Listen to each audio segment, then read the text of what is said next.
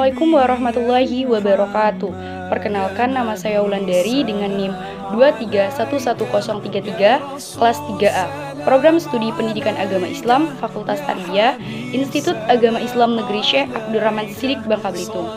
Nah, dalam video kali ini saya akan menjelaskan 3 materi ilmu tasawuf guna memenuhi tugas UAS dari Bapak Muhammad Edi Waluyo MSI. Simak sampai habis ya. Jadi, materi pertama yang saya ambil adalah terkait dengan definisi tasawuf, ruang lingkup tasawuf, dan juga tujuan dari kita mempelajarinya. Mengapa saya memilih materi yang pertama ini terkait dengan definisi? Agar lebih mudah untuk kita memahami materi lainnya yang ada pada tasawuf. Bagaimana kita mengerti terkait persoalan yang ada di dalamnya jikalau definisi akarnya kita tidak paham. Baik, langsung saja, definisi dari tasawuf. Tasawuf berasal dari bahasa Arab, yaitu tasawwafa, yatasawwafu, tasawuf, yang memiliki arti bulu domba atau wol, suf. Maksudnya ialah para penganut tasawuf pada masa kehidupannya hidup secara sederhana. Akan tetapi mereka tetap memiliki hati yang mulia, serta mereka, para sufi, menjauhi pakaian yang sutra dan memakai kain wol dari bulu domba. Yang mana pada masa itu memakai kain wol adalah bentuk dari simbol kesederhanaan mereka. Kata tasawuf juga berasal dari kata sof yang berarti barisan. Makna dari kata sof ini diartikan pada para jamaah yang selalu berada pada barisan terdepan ketika sholat. Sebagaimana dikatakan bahwa orang yang ketika sholat berada pada barisan terdepan akan memperoleh suatu kemuliaan serta pahala dari Allah Subhanahu wa Ta'ala. Nah, adapun pengertian tasawuf menurut beberapa tokoh sufi. Nah, yang pertama itu menurut Syekh Abdul Qadir Al-Jailani. Beliau berpendapat bahwa tasawuf merupakan cara untuk mensucikan hati dan melepaskan nafsu dari pangkalnya dengan berkholwat, riyadho, taubat, dan juga ikhlas. Sedangkan menurut Syekh Ibnu Ajibah berpendapat bahwa tasawuf adalah sebagai ilmu yang membawa kepada pendekatan kepada Allah Subhanahu wa Ta'ala melalui penyucian rohani dan diimplementasikan dengan amal perbuatan soleh melalui jalan tasawuf yang utama, yaitu ilmu, amal, dan karunia ilahi. Adapun ruang lingkup dari tasawuf terbagi menjadi beberapa bagian, diantaranya yang pertama adalah etika dalam beribadah.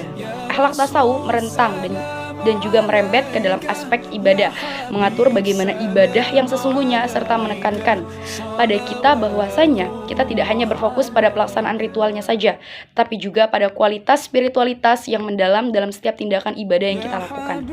Yang kedua adalah hubungan dengan sesama manusia. Jadi tasawuf juga mengajarkan nilai-nilai kasih sayang, keadilan, saling menghargai, saling menghormati, dan kepedulian terhadap sesama manusia.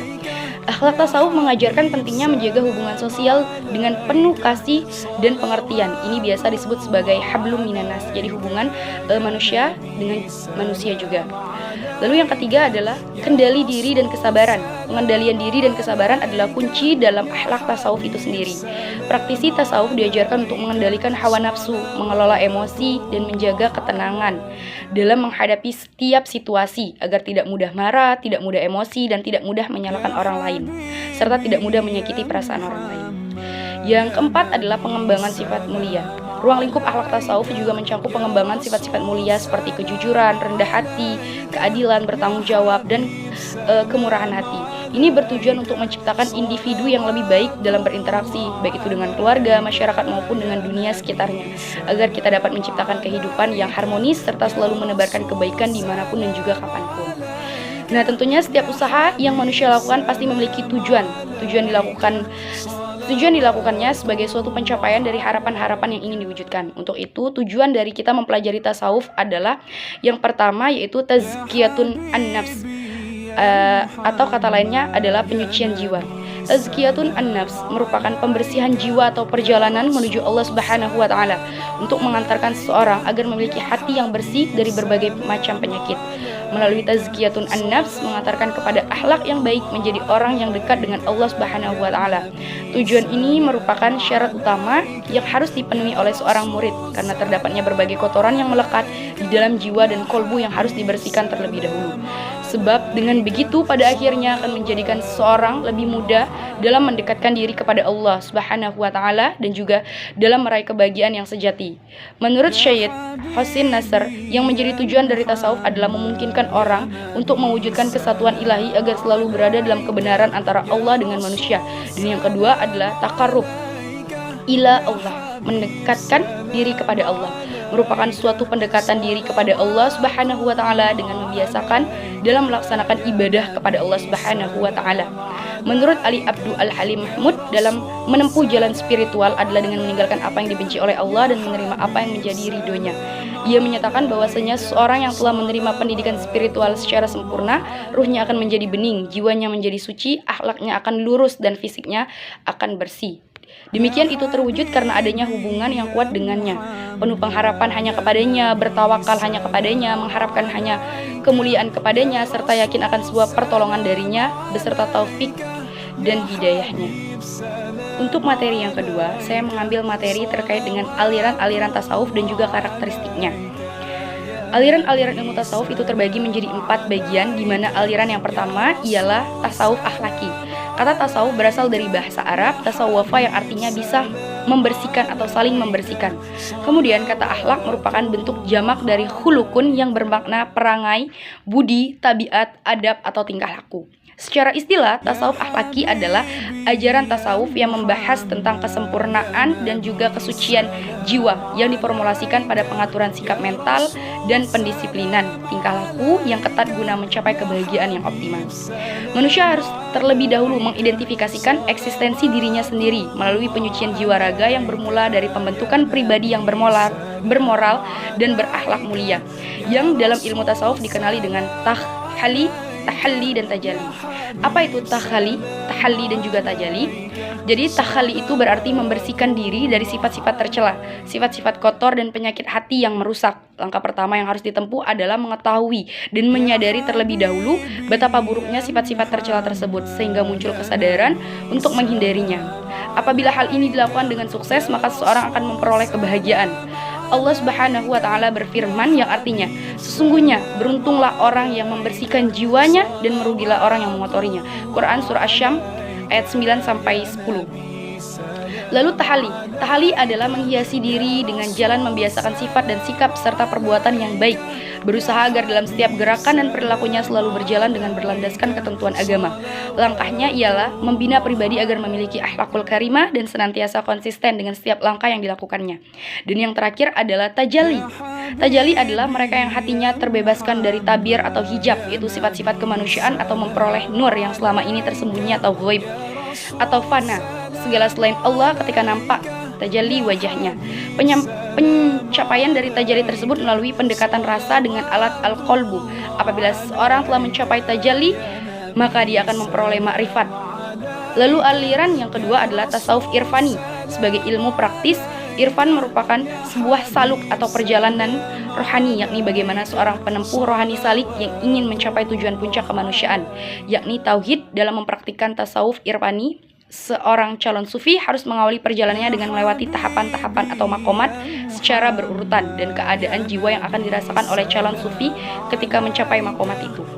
Aliran yang ketiga yaitu tasawuf amali. Tasawuf amali yaitu tasawuf yang membahas tentang bagaimana cara kita mendekatkan diri kita kepada Sang Pencipta. Dalam pengertian tasawuf amali berkonotasikan tarekat. Tarekat merupakan jalan yang bersifat spiritual bagi seorang sufi yang di dalamnya berisi amalan ibadah yang bertemakan menyebut nama Allah dan sifat-sifatnya, disertai dengan penghayatan dalam tarekat. Ada 3 unsur, yakni guru atau mursyid, murid, dan juga ajaran. Lalu aliran yang terakhir adalah tasawuf falsafi. Tasawuf falsafi yaitu tasawuf yang ajaran-ajarannya memadukan antara visi intuitif dan rasional. Tasawuf falsafi tidak dapat dipandang sebagai filsafat karena ajaran dan metodenya didasarkan pada rasa atau zauk dan tidak bisa dikategorikan pada tasawuf yang murni karena sering diungkapkan dengan bahasa filsafat. Menurut At-Tazani, ciri umum tasawuf falsafi adalah ajarannya yang sama samar karena sering menggunakan ungkapan yang sama samar yang mengakibatkan kesalahpahaman pihak luar. Tasawuf falsafi mengeluarkan beberapa ajaran dan doktrin yang rumit dan sulit untuk dipahami karena ajarannya diperoleh dari pengalaman spiritual para tokohnya. Lalu ajaran dan doktrin tersebut ditolak oleh tokoh-tokoh sufi lainnya. Ajaran tersebut meliputi fana. Fana adalah hilangnya semua keinginan, hawa nafsu seseorang dan tidak memiliki pamrih dari segala manusia, sehingga ia kehilangan segala perasaannya atas dunia dan makhluk. Seorang yang mencapai fana, ia telah menghilangkan semua kepentingan ketika berbuat sesuatu. Lalu yang kedua ialah bako. Bako adalah kekalnya sifat ketuhanan, akhlak terpuji, dan kebersihan jiwa dari dosa dan maksiat. Untuk dapat mencapai bako ini dibutuhkan usaha yang sungguh-sungguh seperti bertaubat, berzikir, beribadah, serta menghiasi diri dengan akhlak terpuji. Ketiga adalah ittihad. Menurut Harun Nasution, ittihad adalah sebuah tingkatan di mana seorang sufi telah merasa dirinya bersatu dengan Tuhan. Dan ittihad bisa terjadi antara yang mencintai dan yang dicintai, yaitu antara sufi dengan Tuhan. Nah, yang keempat yaitu hulul. Hulul adalah Tuhan mengambil tempat dalam tubuh manusia di mana manusia tersebut telah mampu melenyapkan sifat-sifat kemanusiaannya melalui fana. Dan yang terakhir adalah wahdatul wujud. Wahdatul wujud secara harfiah adalah kesatuan eksistensi. Doktrin ini tidak mengakui adanya perbedaan antara Tuhan dengan makhluk. Seandainya ada, maka hanya kepercayaan bahwa Tuhan itu adalah keseluruhan, sedangkan makhluk adalah bagian dari keseluruhan tersebut. Dan Tuhan memperlihatkan diri pada apa saja yang ada di dalam ini, karena tak ada satupun di dalam alam semesta ini kecuali wujud Tuhan. Nah, untuk karakteristik tasawuf juga berbeda di antara keempat aliran. Di antaranya karakteristik tasawuf akhlaki. Yang pertama berlandaskan Al-Quran dan As-Sunnah. Yang kedua mengajarkan kesinambungan antara hakikat dan juga syariat. Yang ketiga mengajarkan dualisme dalam hubungan antara Tuhan dan manusia. Yang keempat berfokus pada pembinaan, pendidikan akhlak dan pengobatan jiwa. Yang kelima tidak menggunakan terminologi filsafat. Untuk karakteristik tasawuf irfani adalah pengetahuan irfani bisa dicapai melalui pengalaman, yaitu dengan mengalami atau merasakan sendiri objeknya. Oleh karena itu, nalar irfani dilihat dari sudut ini disebut zauki, rasa, dan bukan melalui penalaran seperti yang dilakukan oleh nalar burhani. Misalnya, kita tidak akan mengetahui atau memahami cinta semata dengan membaca literatur tentang cinta saja. Akan tetapi kita tidak akan pernah paham dan juga memahami apa dan bagaimana hakikat sebuah cinta jika kita tidak mengalaminya secara langsung. Yang kedua, sifat langsung pengetahuan irfani bisa dilihat dari apa yang sering disebut sebagai ilmu hudruri. Nah, selanjutnya adalah pengenalan irfani melampaui segala bentuk simbol dan menembus ke dalam jantung objeknya. Yang ketiga, sifat kelangsungan nalar irfani ini dapat dilihat dari apa yang disebut sebagai pengalaman eksistensial. Akal dan metode rasionalnya menurut Muhammad Iqbal dan Henry Bergson cenderung meruang-ruangkan objeknya dan mengukurnya dengan ukuran-ukuran atau standar yang homogen. Untuk karakteristik tasawuf yang ketiga yaitu amali. Yang pertama adalah menekankan pada perilaku yang baik dalam kaitannya dengan amalan beribadah kepada Allah. Yang kedua, menunjukkan jalan kepada Tuhan dan menata kehidupan manusia. Yang ketiga, mengedepankan mujahadah untuk menghapus sifat-sifat tercela. Yang keempat, melakukan hubungan dengan Allah melalui zikir atau wirid yang terstruktur. Dan yang terakhir, untuk karakteristik tasawuf falsafi adalah yang pertama, konsep pemahaman tasawuf falsafi merupakan perpaduan antara pemikiran rasional, filosofis dengan perasaan zauk. Akan tetapi, tasawuf jenis ini sering mendasarkan pemikirannya pada argumentasi nakliyah, tetapi diungkapkan dengan kata-kata yang kabur sehingga sulit untuk dipahami oleh orang lain. Kalaupun bisa ditafsirkan, cenderung kurang tepat dan seringkali subjektif. Yang kedua, untuk tercapainya kebahagiaan sebagai peningkatan moral, maka diadakannya latihan rohaniah. Yang ketiga adalah tasawuf falsafi melihat iluminasi sebagai bentuk metode mengetahui hakikat dari sesuatu yang menurut penganutnya dapat dicapai oleh makhluk hidup dengan fana. Dan yang terakhir, adanya berbagai simbol dan terminologi untuk menyamarkan ungkapan-ungkapannya. Untuk materi yang ketiga, saya memilih riyado, mukoroba, dan murokoba. Riyado secara etimologi berasal dari bahasa Arab yang berarti pengajaran atau pelatihan. Kata ini seringkali digunakan dalam kegiatan sehari-hari di dalam pengajian. Sedangkan secara terminologi, riyado diartikan sebagai aktivitas melakukan amalan spiritual yang memiliki tujuan untuk mendekatkan diri kepada Sang Pencipta. Sofwana dalam buku pengantar ilmu tasawuf menjelaskan riyado merupakan latihan rohani dengan cara menyendiri untuk melakukan ritual ibadah yang bertujuan untuk menundukkan nafsu syahwat. Proses riyado dalam ilmu tasawuf sendiri disebut dengan at-tariqah. Amalan riyado dalam ilmu tasawuf memiliki 4 macam rukun, antara lain uzlah yang berarti mengasihkan diri dari keramaian untuk fokus beribadah saja. Diam atau berbicara seperlunya saja, bangun malam untuk beribadah seperti sholat, tahajud, dan berzikir. Menahan lapar dengan cara melakukan sholat sunnah. Dan amalan riyado yang dilakukan dengan sungguh-sungguh dapat menjaga seorang mukmin dari kesalahan, baik terhadap manusia ataupun makhluk lainnya, terutama kepada Sang Pencipta. Selain itu, Allah akan menumbuhkan rasa manis terhadap amal ibadah di hati para mukmin. Mereka akan semakin tekun beribadah karena merasakan nikmatnya, seperti sholat, puasa, zikir, dan amalan lainnya. Namun sebaliknya, jika manusia jauh dari amalan riyadho, maka akan terjadi penyimpangan moral dan munculnya perilaku-perilaku tidak baik. Contohnya seperti perbuatan jahat yang melawan hukum. Riyadho perlu dilakukan karena ilmu makrifat dapat diperoleh melalui upaya melakukan perbuatan kesolehan atau kebaikan yang terus-menerus. Hal terpenting dari riyadho adalah melatih jiwa, melepaskan ketergantungan terhadap kelezatan duniawi yang fata morgana, lalu menghubungkan diri dengan realitas rohani dan ilahi. Dalil amalan riyadho, ayat yang merupakan dasar amalan riyadho terdapat dalam Quran surah Al-Maidah ayat 35, yang artinya sesungguhnya orang-orang yang kafir, seandainya mereka memiliki segala apa yang ada di bumi dan ditambah dengan sebanyak itu lagi untuk menebus diri mereka dari azab pada hari kiamat, niscaya semua tebusan itu tidak akan diterima dari mereka. Mereka tetap mendapat azab yang pedih. Quran surah Al-Maidah ayat 35. Selain ayat di atas, dari dalil amalan riyadho terdapat pula pada hadis qudsi. Dalam hadis tersebut Rasulullah bersabda bahwa Allah Azza wa Jalla berfirman, senantiasa hambaku tetap berupaya mendekatkan diri kepadaku dengan amal-amal sunnah hingga aku mencintainya. Jika aku telah mencintainya, maka aku adalah pendengarnya yang dipakai untuk mendengar dan penglihatannya dipakai olehnya untuk melihat, serta tangan yang dipakai untuk menggenggam. Hadis riwayat Tabrani. Macam-macam riyadho terdapat dua macam, diantaranya adalah riyadho al-jisim. Riyadho al-jisim yaitu pendidikan olahraga yang dilakukan melalui gerakan fisik untuk kesehatan jasmani manusia. Riyadho yang kedua adalah riyadho an-nafs. Riyadho an-nafs yaitu pendidikan olah batin yang dilakukan melalui pola pikir dan olah hati yang bertujuan untuk memperoleh kesadaran dan kualitas rohani. Riyadho al-nafs lebih utama daripada riyadho al-jisim tadi, karena jiwalah yang dapat membimbing manusia ke jalan kebenaran. Meski begitu, kedua riyadho tersebut sama-sama penting karena bertujuan untuk memperoleh apa yang telah diberikan oleh Allah Ta'ala. Kunci sukses dari riyadho adalah kepasrahan diri, menerima dengan ikhlas dan lapang dada atas semua yang diberikan Sang Khalik. Lalu selanjutnya muraqabah. Muraqabah secara etimologi berasal dari bahasa Arab qarabab yuqaribu muqarraban, yang berarti saling berdekatan, bina musyarakah. Dalam definisi tadi artinya adalah usaha-usaha seorang hamba untuk selalu berdekatan dengan Allah Subhanahu wa taala, yakni saling berdekatan antara hamba dan Tuhannya. Upaya-upaya untuk mendekatkan diri kepada Allah ini harus diiringi dengan nilai-nilai keikhlasan dan kesungguhan untuk mencapai ridhonya. Orang-orang yang solih selalu berusaha untuk bertakarub dengan Allah Subhanahu wa ta'ala. Untuk itu, cara yang terbaik dalam mencapai martabat kedekatan kepada Allah ialah dengan tafakur atau meditasi. Amalan ini sungguh sangat bermanfaat dalam rangka merenungi ayat-ayat Allah, baik yang tersurat maupun yang tersirat. Menurut Syekh Abdul Qadir Al-Jailani bahwa ada 3 perkara tentang tafakur atau meditasi ini. Yang pertama, barang siapa yang bertafakur tentang sesuatu dan menyelidiki sebabnya, maka ia akan mendapat setiap bagian dari hal itu, mempunyai banyak bagiannya yang lain pula, dan setiap bagian itu menerbitkan banyak lagi hal-hal lainnya. Inilah tafakur yang nilainya setahun ibadah. Kedua, barang siapa yang bertafakur tentang ibadahnya dan mencari sebabnya serta mengenal sebab itu, maka tafakurnya itu bernilai 70 tahun ibadah. Ketiga, barang siapa yang tafakur tentang mengenal Allah dengan azam yang kuat untuk mengenalnya, maka tafakurnya itu bernilai 1000 tahun ibadah.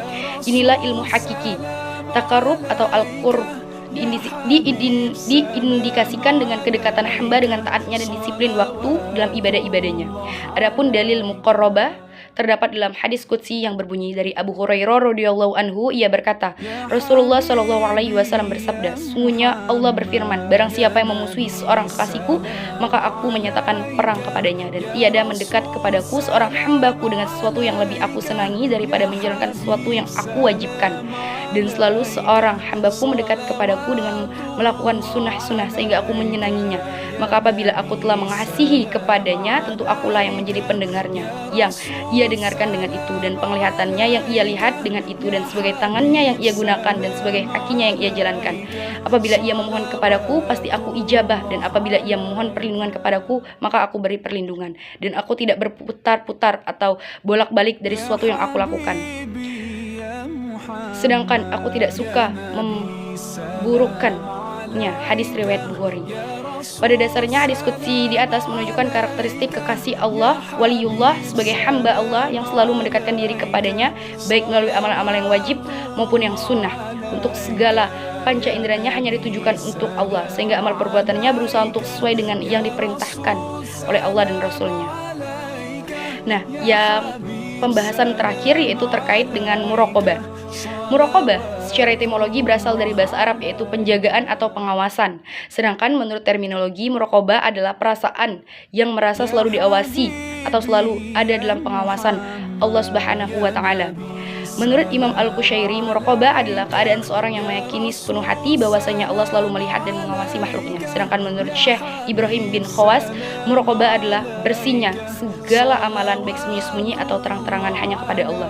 Sikap muraqabah akan menghadirkan kesadaran pada diri dan jiwa seseorang bahwa ia selalu diawasi dan dilihat oleh Allah di setiap waktu dan kapanpun. Sehingga dengan adanya kesadaran ini, seorang akan meneliti apa-apa yang mereka telah lakukan dalam kehidupan sehari-hari. Apakah sudah sesuai dengan kehendak ataukah malah menyimpang dari apa yang telah ditentukan. Jika sikap mental muqarabah sudah tertanam dalam kesadaran dan selalu melihat Allah dengan hatinya dan ia sadar bahwa Allah selalu memandangnya dengan penuh perhatian, maka seorang tersebut akan semakin yakin untuk mengamalkan dan melakukan apa-apa yang diridhoi oleh Allah, sehingga batinnya akan semakin terbuka untuk dapat mendekatkan diri pada Allah dan tujuan menjadi insan kamil akan terwujud. Adapun dalil muraqabah terletak pada Quran surah Asy-Syu'ara ayat 218 sampai 219 yang artinya yang melihat engkau ketika engkau berdiri untuk sholat dan melihat perubahan gerakan badanmu di antara orang-orang yang sujud. Quran surah Asy-Syu'ara ayat 218 sampai 219. Ayat ini menyebutkan bahwa Allah mengetahui setiap gerakan sholat yang dilakukan oleh hambanya mulai dari berdiri hingga sujud. Ayat ini menyatakan bahwa Allah itu maha melihat. Kemampuan pengawasan Allah juga disebutkan dalam surah Ali Imran ayat 5. Dalam ayat ini disebutkan bahwa Allah dapat melihat segala yang tersembunyi di bumi maupun di langit. Penegasan kemampuan pengawasan Allah juga disebutkan pada Quran surah Al-Fajr ayat 14. Nah, mungkin itu saja yang dapat saya sampaikan. Mohon maaf Bapak jika dari penyampaian materi dan isi materinya masih terdapat kesalahan dan juga kekurangan. Kepada Allah saya mohon ampun. Saya akhiri. Wabillahi taufik wal hidayah. Wassalamualaikum warahmatullahi wabarakatuh.